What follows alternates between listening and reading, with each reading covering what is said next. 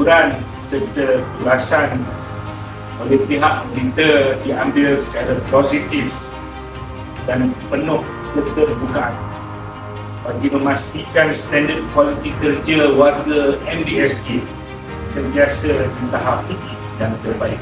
Ini bukan untuk apa, ini kita kerja untuk diri kita dan juga semua penduduk-penduduk di dalam kawasan pentadbiran Majlis Balai Sumbangkara. Kita nak objektif dan susunan prestasi kepada 4 bulan. Adakan tugas masing-masing dan menggalakkan budaya kerja berasaskan kualiti. Terus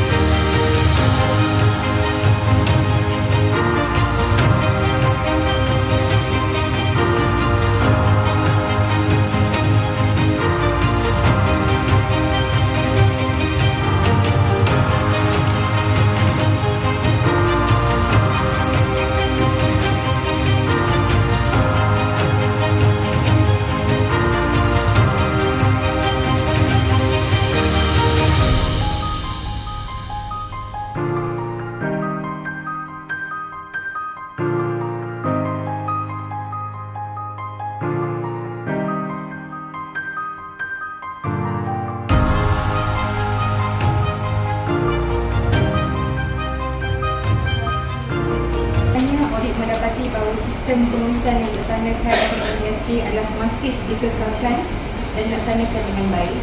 Komitmen pihak pengurusan serta penglibatan pegawai dan kaki tangan dalam memastikan keberkesan sistem amat jelas ditunjukkan sepanjang proses berjalan.